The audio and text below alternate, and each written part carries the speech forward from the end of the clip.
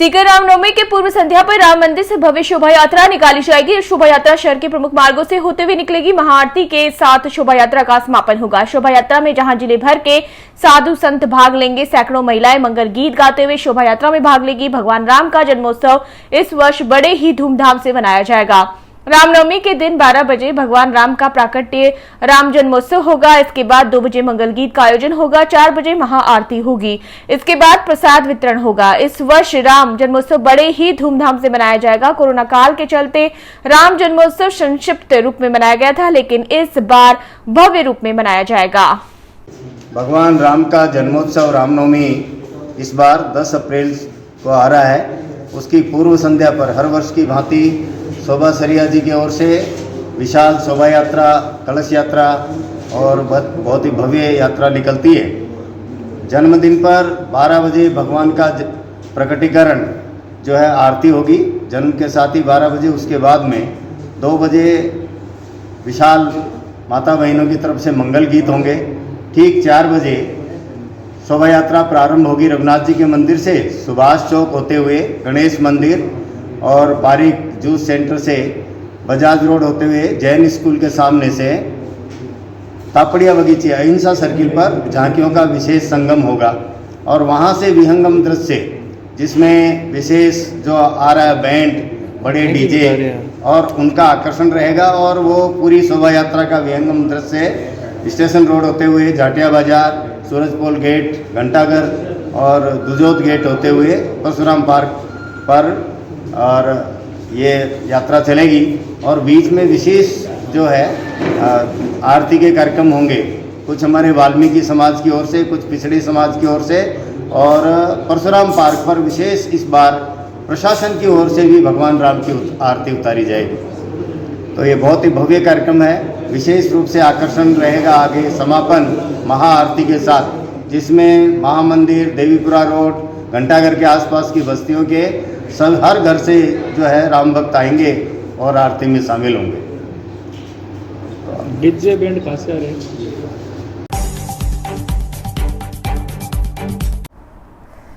सीकर रावणा राजपूत समाज का शक्ति संगम एवं स्नेह मिलन समारोह गोकुलपुरा चौराहा स्थित एक्वाफन मैरिज गार्डन में आयोजित हुआ। समारोह में समाज की कई बड़ी हस्तियों ने भाग लिया। सम्मेलन में सामाजिक, राजनीतिक एवं आर्थिक मुद्दों पर चर्चा हुई। सम्मेलन के बाद समाज के गजेंद्र सिंह सांखला ने कहा कि सम्मेलन में राजपूत समाज को कैसे आगे बढ़ाए, इस पर चर्चा की गई है। साथ में ही राज्य सरकार को जल्दी छात्रावास के लिए भूमि आवंटन का प्रस्ताव भेजा जाएगा, जिससे समाज के छात्र छात्राएं शिक्षा प्राप्त करें तब छात्रावास में रह सके। जिला स्तर पर छात्र छात्राओं के लिए छात्रावास बनाया जाएगा। साथ में ही ओबीसी के कमजोर वर्ग के छात्र छात्राओं को अधिक से अधिक मदद मिले, इस पर भी चर्चा की गई है। समाज आगे कैसे बढ़ाया जाए, प्रतिभावान छात्र छात्राओं को कैसे मदद हो, इस पर विचार किया गया।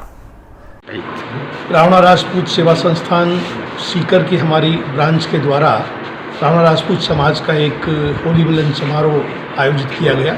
और उस कार्यक्रम के अंदर समाज के अंदर शिक्षा के क्षेत्र में कैसे प्रचार प्रसार हो, कैसे हमारे बच्चे पढ़ लिख करके आगे बढ़े, सामाजिक संस्थान का भी हमारे यहाँ गठन होना चाहिए, हॉस्टल का निर्माण भी होना चाहिए, उस पर भी हमारी चर्चा हुई है। और उसके साथ साथ नौजवानों को हम तमाम 35 कौम के साथ मिल करके किस तरह से सामाजिक, राजनीतिक, आर्थिक क्षेत्र में हम आगे बढ़ सकें, उसके लिए हमने मंथन किया है। और आपस में चर्चा करने के लिए हमारे बीच में हमारे राष्ट्रीय अध्यक्ष सम्माननीय विक्रम सिंह जी बाटी साहब भी पधारे, हमारे प्रदेश अध्यक्ष रणजीत सिंह जी सोडारा साहब भी आज के इस कार्यक्रम में शिरकत की। और हमारे तमाम सीकर के साथियों के साथ विचार विमर्श करके हमने मंथन किया जिससे हम आगे कैसे बढ़ सकते हैं। राज्य सरकार से क्या मांग रहेगी समाज के प्रति? राजस्थान की सरकार के द्वारा राजस्थान सरकार ने अभी एक प्रस्ताव पारित करके एक नियम बनाया है कि कमज़ोर वर्ग के जो ओबीसी के लोग हैं उनको अपने शैक्षणिक यूनियन के लिए कहीं पर भी अगर शैक्षणिक यूनियन के लिए कोई हॉस्टल का निर्माण करना हो, सार्वजनिक संस्था का निर्माण करना हो, तो उनके लिए निःशुल्क भूमि आवंटन का एक प्रस्ताव सरकार ने पारित किया। उसका लाभ लेने के लिए हम जिला कलेक्टर के माध्यम से प्रस्ताव राजस्थान की सरकार को भेजेंगे और भेज करके रावणा राजपूत सेवा संस्थान के लिए हम अलग अलग इलाकों के अंदर शिक्षण संस्थान के लिए जमीन का आवंटन करने का हमने निर्णय किया है। सीकर जिले के कावड़ कस्बे के बहुचर्चित अतिक्रमण मामले को लेकर गुरुवार को अतिक्रमण हटाओ संघर्ष समिति के पदाधिकारियों के एक प्रतिनिधि मंडल द्वारा खंडेला एसडीएम राकेश कुमार से मुलाकात कर मामले में कार्रवाई पर चर्चा की गई। संघर्ष समिति अध्यक्ष सुंदरलाल जाट के नेतृत्व में खंडेला एसडीएम राकेश कुमार को हाईकोर्ट के अतिक्रमण हटाए जाने के आदेश को लागू कर मामले में त्वरित कार्रवाई करने को लेकर ज्ञापन सौंपा गया। एसडीएम राकेश कुमार ने बताया कि हाईकोर्ट के आदेशानुसार कावड़ कस्बे में सार्वजनिक निर्माण विभाग की भूमि, मंदिर माफी भूमि, गोचर भूमि सहित तमाम सरकारी भूमि पर हो रहे अतिक्रमण को हटाया जाएगा। एसडीएम राकेश कुमार ने झील माता में पुलिस प्रशासन के व्यस्त होने का हवाला देते हुए मेले की समाप्ति के बाद अतिक्रमण हटाने की कार्रवाई शुरू करने का आश्वासन दिया। ज्ञापन के दौरान संघर्ष समिति के सुवालाल यादव, कैलाश सैनी मास्टर, छाजू राम सैनी, द्वारका प्रसाद सैनी, रामनारायण सैनी, फूलचंद निठारवाल, मोहन लाल सैनी मौजूद रहे। सीकर जिले के नीमका थाना कस्बे के शहर के खेतड़ी सड़क मार्ग पर स्थित रॉयल पैलेस गार्डन में बुधवार को टीम राजेश भायड़ा ने सर्व समाज का होली स्नेह मिलन समारोह धूमधाम से मनाया। कार्यक्रम में 3 बड़े पांडाल लगाए गए, एक और साधु संतों को आसन पर बिठाया गया तो वहीं दूसरी ओर सांस्कृतिक कार्यक्रम के कलाकारों को, वहीं तीसरी ओर बाहर से आए जनप्रतिनिधि और सामाजिक संगठन के पदाधिकारियों को। पांडाल खचाखच भरे होने के कारण कहीं पैर रखने की भी जगह नहीं थी।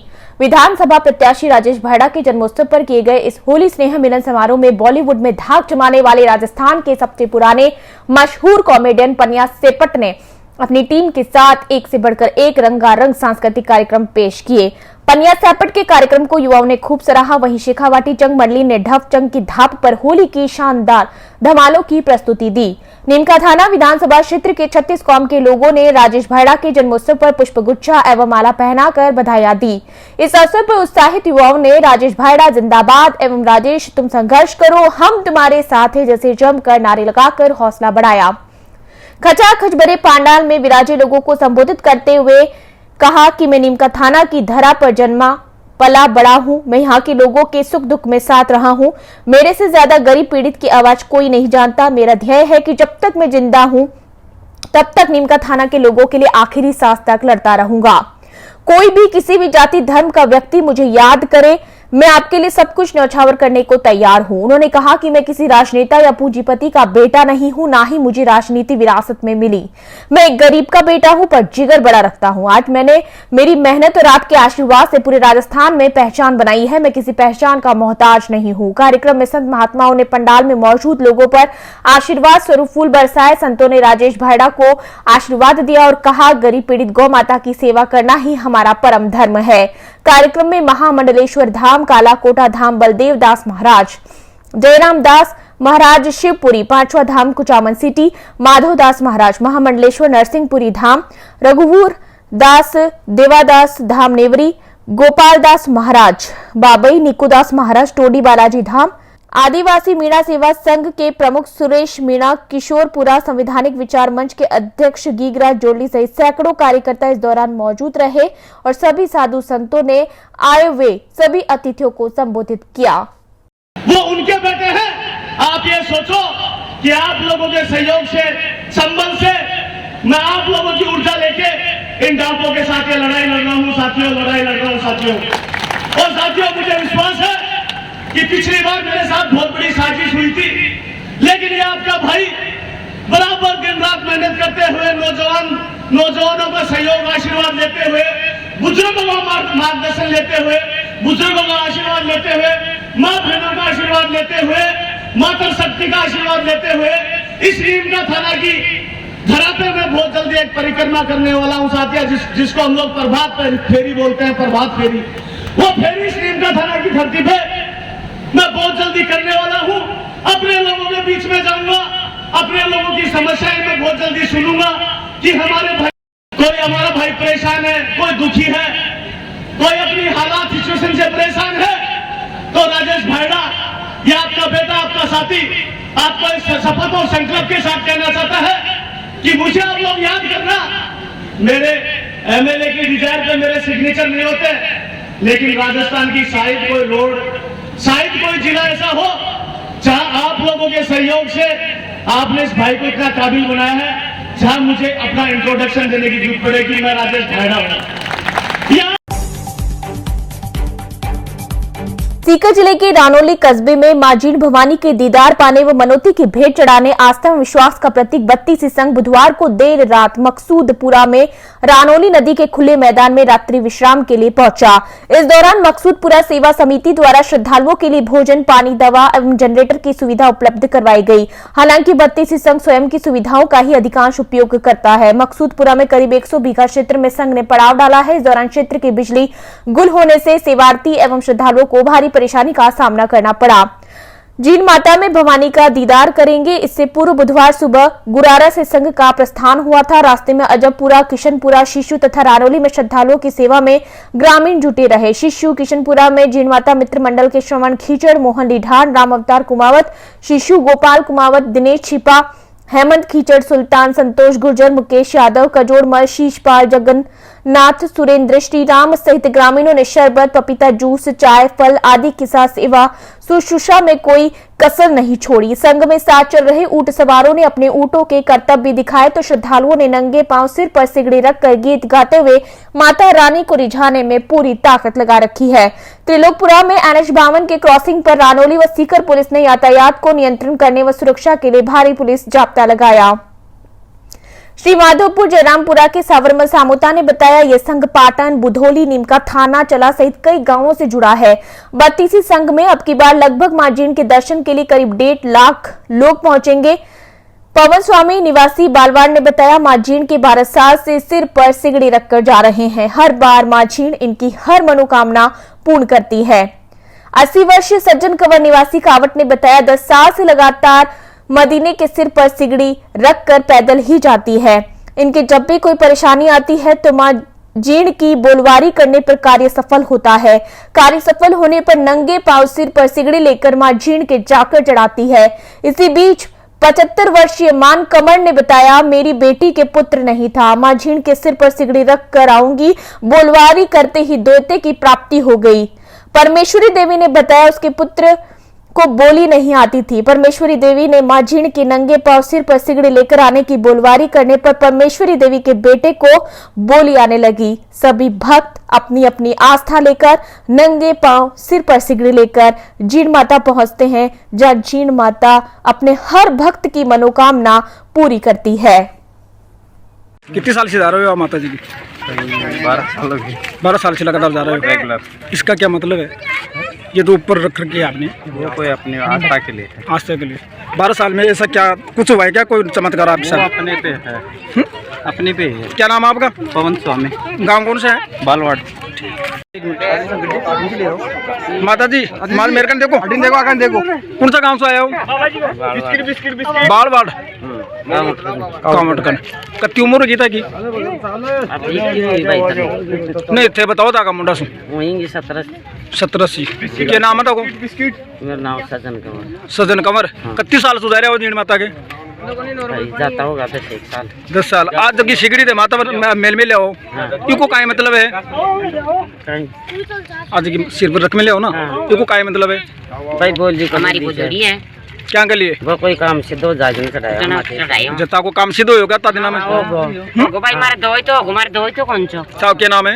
मान कंवर। मान कंवर। कौन सा काम है? बालवाड़। बालवाड़। और थे 31 साल गुजारे हो? सागई जमाजा में तो जाता ही 15 साल होगी। 15 साल होगी। साथ ही सागई जमाजा मतलब आस्था पूरी वह बोली सके माता करने को दो थे, आस्था लेर बोलो वो पूरी वह सके। तो भाई इच्छा पूरी वही तो करे थे भाई। पक दे दिया। क्यों सहायता करे तो नहीं जाना था नहीं कि पता कौन आवती दूर। ठीक। कौन से काम से आए हो सर आप? नए बात से। और कब से आ रहे हो आप? कल से। और नहीं कितने साल से आ रहे हो आप? मैं तो वैसे आप आया हूँ, बाकी हमारी घरवाले आते रहते हैं। घरवाले आते रहते। आपका क्या नाम है? तो यहाँ से क्या गांव का नाम क्या बताया आपने? नयाबास। वहाँ से जीण माता के जाने के लिए कितने दिन लगते हैं आपको? कल चले आज और कल सुबह पहुँच जाएंगे। जना मैं बोली हूँ माता तेरे 2 टिकट चढ़ा थी, मैं बोलिया करेगा हम भी इसको ऑपरेशन कराने का बोलिया गिर मत दो। मतलब माता जी थारी बात सुनी, हमारी बात सुनी, मेरी मेहनत पूरी।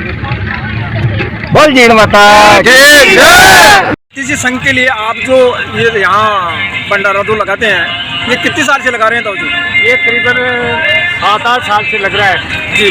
पहले लगाते थे थोड़ा हमारे कुएं पर ही यहाँ गेट पे आके, और अब 2 साल में कोरोना होने से बेड़ा नहीं आया। अब की बार हमने सब मिलके यहाँ, एक आदमी नहीं है इसमें, कम से कम 5-7 आदमी हैं और कार्यकर्ता कम से कम 40 आदमी। ये जो भतीजी संघ है इसमें लगभग कितने लोग आते हैं इसमें? करीबन अब की बार तो कोई 2 लाख से भी ऊपर आएंगे। 2 लाख से भी ऊपर आएंगे। और अच्छा संघ है, अच्छे व्यवहार से करते हैं जी जी नहीं भाई, हमने 5-7 साल हुए देखते कोई दुर्व्यवहार नहीं करते हैं। चाय पानी जूस जो भी देते हैं वो इच्छा से देते हैं। आपका क्या नाम है? मेरा शिषपाल सिंह खीचड़ है और कार्यकर्ता। आपका क्या नाम है सर? हेमंत कुमार। आप कितने साल से जुड़े हुए हैं संघ से? 7 साल से। 7 साल से जुड़े हुए हैं। और पहले हम चाय और पानी की व्यवस्था करते थे, इस बार जूस वगैरह, पानी, चाय और ठहरने की व्यवस्था भी की है, आराम से बैठकर। आज आपने मेडिकल की व्यवस्था भी की है डॉक्टर है। और यहाँ लगभग आसपास के घरों के लगभग 40 बंदे हैं जो मिलकर सबने ये काम किया है, और माता रानी की कृपा रही तो आगे भविष्य में भी ये काम हमारी तरफ से। अभी आप सरदारों ने आप क्या व्यवस्था कर रखी है यहाँ? जूस है, चाय है, पानी की व्यवस्था है, यहाँ ठहर कर आराम से रेस्ट कर सकते हैं, गद्दे वगैरह लगा रखे हैं, सारी व्यवस्था कर रखी है जी। आपके मन में ये भावना कैसे उजागर हुई कि आपको यही काम करना चाहिए? ये तो समाज सेवा का काम है। लोग यहाँ इधर से पैदल जाते हैं तो देखते हैं हम कितनी परेशानी होती है, क्या है, तो इसके लिए समाज सेवा का 10-12 साल से चालू है ये काम। आपके क्या नाम? नया नहीं हुआ, 10-12 साल से चालू है। मतलब आप बराबर सेवा दे रहे हो यहाँ? बराबर। पहले वहाँ गेट पर था, अभी यहाँ। अच्छा, मैं गेट पर की व्यवस्था। आपने जब शुरुआत की थी, हाँ, तो शुरुआत में आपने ये मन में ये भावना कैसे उजागर हुई आपकी? तो ऐसे परिवार से जन्म लिया है ना, इसलिए वो भावना तो ऐसी वैसी रहेगी ना। सर आप?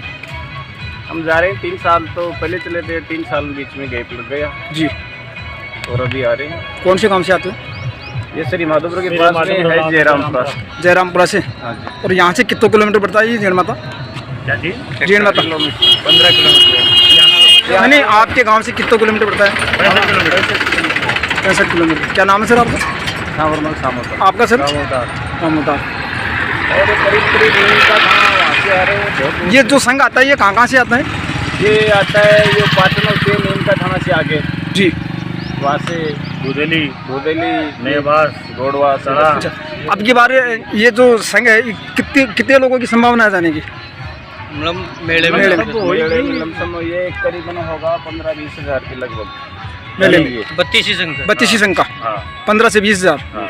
Thank you sir. राजस्थान में हुई हिंसा के बाद सीएम अशोक गहलोत ने जेपी नड्डा के दौरे को लेकर कहा है कि ये संविधान की धज्जियां उड़ा रहे हैं, देश में हिंदू मुस्लिम कर दिया। इस बयान को लेकर भाजपा नेता व पूर्व चिकित्सा मंत्री ने करौली घटना पर मुख्यमंत्री अशोक गहलोत के बयान की निंदा करते हुए कहा कि मुख्यमंत्री आज गृह मंत्री है और देश की सबसे बड़ी पार्टी के राष्ट्रीय अध्यक्ष जेपी नड्डा पर लगाया गया बयान उनकी हताशा और निराशा का सबूत है। गत दिनों 5 विधानसभा चुनावों में कांग्रेस सिमट कर हाशिए पर आ गई और आगामी विधानसभा चुनावों में सभी राज्यों में पराजित होकर रसातल में चली गई। पूर्व मंत्री कालीचरण ने कहा कि जिस तरह से करौली में दंगों से पूर्व पत्थर, तलवार सहित अन्य हथियार जमा किए गए वो बड़े षड्यंत्र के सूचक हैं। वहां 150 से अधिक लोगों ने सुनियोजित ढंग से रैली पर हमला कर बड़े षड्यंत्र का एक हिस्सा बने। गहलोत सरकार पर हमला बोलते हुए उन्होंने कहा कि देश में सबसे अधिक दुष्कर्म की घटना, दलितों पर अत्याचार की घटना राजस्थान में हो रही है। गहलोत अपनी जिम्मेदारी को भूल चुके हैं, वे गृह मंत्री है। कानून व्यवस्था पूरी तरह से चरमरा गई है। अशोक गहलोत को इसके लिए माफी मांगनी चाहिए। बेहद तल्ख शब्दों में उन्होंने कहा कि कांग्रेस अपनी नाकामियों को छिपाने के लिए अनगढ़ बयान दे रही है। प्रदेश की जनता उन्हें माफ नहीं करेगी और आगामी चुनावों में वे 21 से भी कम सीटें लेकर आएंगे। रमजान पर मुस्लिम इलाकों में विद्युत व्यवस्था 24 घंटों रखने के आदेश पर उन्होंने कहा कि कांग्रेस को भाजपा के सुशासन में भी सांप्रदायिकता दिखाई देती है, परंतु इस आदेश में मुस्लिम तुष्टीकरण की नीति दिखाई नहीं देती। वे भूल गए हैं कि अभी नवरात्रा, चेटीचंड और आदि हिंदू त्योहार भी चल रहे हैं जिसमें अनेक लोग निराहार रखकर व्रत करते हैं। कांग्रेस नेता प्रताप सिंह खाचरियावास पर निशाना साधते उन्होंने कहा कि नॉन सीरियस मिनिस्टर मानता हूं, वो बयानबीर है। सबको पता है सचिन पायलट की गोद में बैठकर मिनिस्टर बने, फिर सचिन पायलट के खिलाफ बोले। ऐसे बयान देकर गहलोत साहब को खुश करके अच्छा विभाग लेने की कोशिश कर रहे हैं।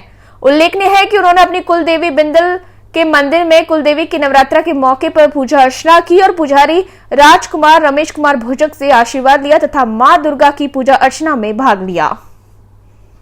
राजस्थान में आग लगा देते हैं। देखिए, राजस्थान के मुख्यमंत्री अशोक जी गहलोत या तो अपनी जिम्मेदारी भूल गए, उनको इस प्रकार का अनर्गल बयान विश्व की सबसे बड़ी राजनीतिक पार्टी जिसकी सेंट्रल में गवर्नमेंट है और 17 स्टेट्स में जो सरकार चला रहे हैं उनके बारे में इस प्रकार की अनर्गल बयानबाजी करना कि वो आते हैं आग लगाते हैं और आग लगा के और आग लग गई, इससे ज्यादा गैर जिम्मेदाराना बयान नहीं हो सकता।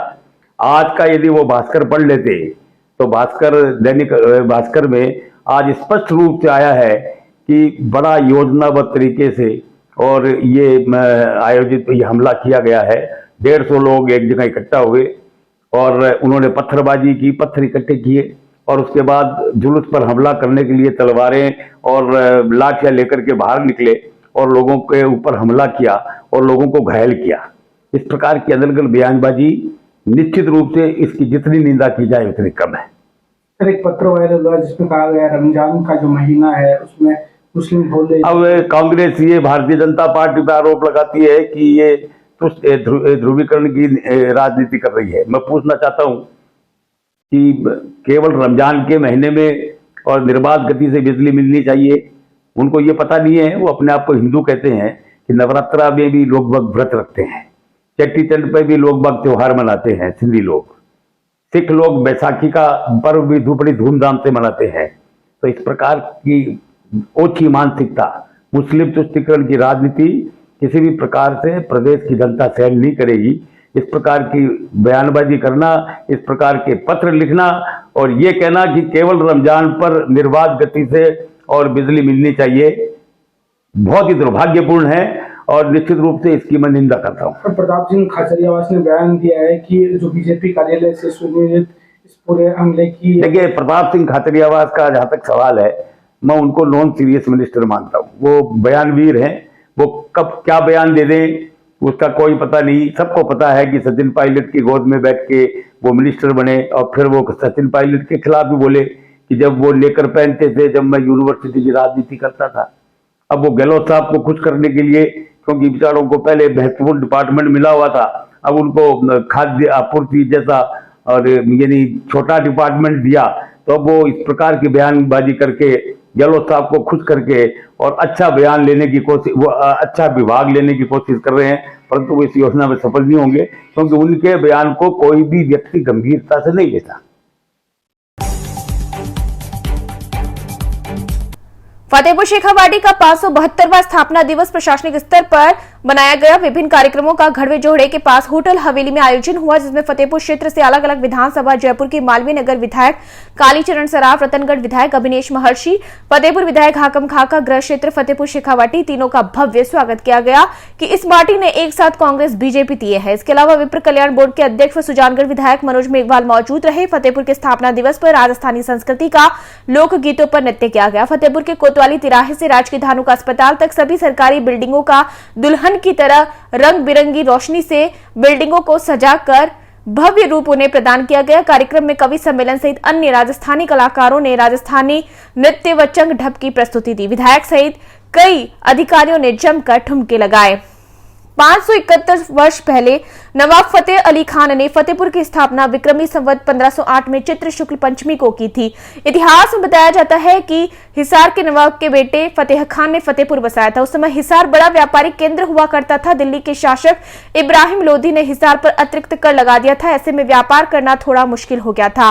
दिल्ली की नजरों से दूर रहकर व्यापार करने के लिए फतेहपुर की स्थापना कर इसे व्यापारिक केंद्र बनाया गया था। हालांकि 200 वर्ष पूर्व वास्को डिगामा ने जल मार्ग की खोज कर दी थी। उसके बाद फतेहपुर के व्यापारी समुद्री तट पर स्थित स्थानों पर जाकर बस गए। यहाँ पर बनी हवेलियां आज भी मौजूद है, हालांकि अब संख्या उतनी नहीं है। दिवस पर जो कार्यक्रम हुआ उसमें बहुत ही अच्छा लगा। बहुत ही अच्छे सांस्कृतिक प्रस्तुतियां हुई और काफी अच्छा कार्यक्रम रहा। और किस तरह के गाने आपने प्रस्तुत किए हैं? कुछ राजस्थानी और कुछ हिंदी भी। कौन सा ये आपका स्थापना दिवस है? ये आज फतेहपुर का 572वां स्थापना दिवस मनाया जा रहा है। मैं सभी फतेहपुर नगरवासियों को, विधानसभा क्षेत्रवासियों को फतेहपुर के स्थापना दिवस की बहुत बहुत शुभकामनाएं देता हूं, बधाई देता हूं, मुबारकबाद देता हूं और धन्यवाद देता हूं मैं सभी आए हुए अतिथियों का और कलाकारों का और पूरी टीम का, नगर पालिका और पूरे प्रशासन, पुलिस प्रशासन, लोकल जो खेल प्रशासन है उसका और पूरे फतेहपुर विधानसभा क्षेत्रवासियों को भी मैं अच्छी तरह से बहुत एक भव्य फतेहपुर स्थापना दिवस मनाया।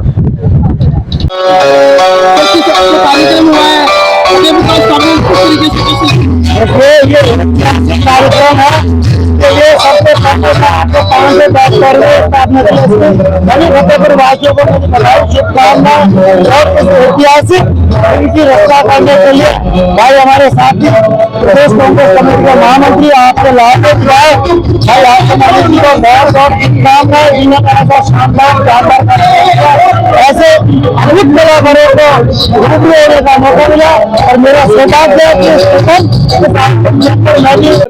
फतेहपुर का जो स्थापना दिवस है, किस तरीके से आज आपकी जो माटी का जन्मस्थली है, किस तरीके से कैसे मानते हैं? माटी की मीठी मीठी सुगंध जब भी मैं इस स्थली के ऊपर आता हूँ मुझे लुभाती है और आज मेरा सौभाग्य है कि फतेहपुर में स्थापना दिवस के इस अवसर पर मुझे आने का मौका मिला, मेरे अपने लोगों से मिलने का मौका मिला, बड़े बुजुर्गों से आशीर्वाद लेने का मौका मिला।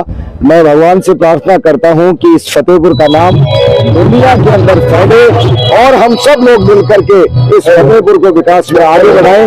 यही भावना लेते हुए मैं बहुत बहुत शुभकामनाएं। भारतीय जनता पार्टी सीकर के कार्यकर्ताओं द्वारा पार्टी के 42वें स्थापना दिवस के अवसर पर शहर की कच्ची बस्ती में बच्चों को फल वितरण का कार्यक्रम आयोजित किया गया। भाजपा युवा नेता व कार्यक्रम संयोजक चंद्रशेखर सोनी ने बताया कि इस मौके पर सीकर के भारतीय जनता पार्टी युवा मोर्चा के प्रथम जिला अध्यक्ष ईश्वर सिंह राठौड़ व भारतीय जनता पार्टी युवा मोर्चा के प्रथम नगर अध्यक्ष सुरेश अग्रवाल, भाजपा के पूर्व जिला अध्यक्ष महेश शर्मा का स्वागत किया गया। इस अवसर पर समाज सेवी जानकी प्रसाद इंदौरिया, महिला मोर्चा जिला मंत्री उमा सैनी, भाजपा महिला मोर्चा की नगर अध्यक्ष कविता चौधरी, पूर्व अध्यक्ष अंजू मोदी, भाजपा नेता गिरीश प्रधान, भाजपा के पूर्व उपाध्यक्ष अनिल डोकवाल, समाज सेवी रामगोपाल कुमावत, प्रेम सिहोरा, इंद्रचंद शर्मा, ओबीसी शर्मा के पूर्व उपाध्यक्ष महेश सोनी, नरेश सोनी सहित काफी संख्या में कार्यकर्ता मौजूद रहे। इसी श्रृंखला में शुक्रवार को जाट बाजार में 42वें स्थापना दिवस पर 42 दीपक जलाकर रंगोली बनाई गई। आज कल जो अपना भारतीय जनता पार्टी का 42वां स्थापना दिवस था, उसको उपलक्ष्य में कल जाटिया बाजार के अंदर दीपक जला के और आज कच्ची बस्ती के अंदर फल एवं बिस्कुट वितरण करके मनाया जा रहा है और ये आगामी 7 दिन तक निरंतर ये कार्यक्रम चलता रहेगा। कल सरकारी स्कूल के अंदर बच्चों को मिठाई, फल एवं कापी किताब वितरित की जाएगी और इस श्रृंखला के अंदर भाजपा महिला महामंत्री उमा जी सैनी और हमारे गोपाल जी समाज सेवी, भाई साहब इंद्र जी शर्मा और नरेश जी सोनी, सभी लोगों का हमारे ऊपर सानिध्य है और हम कार्यरत हैं। मैं सभी लोगों से आह्वान करूंगा कि वो भी ये अपना स्थापना दिवस अच्छे रूप से मनाए जाए और जहां उनको अच्छा लगे वहां जाके अपने अपने कार्यक्रम अपने स्तर पर करना बहुत ही आवश्यक है।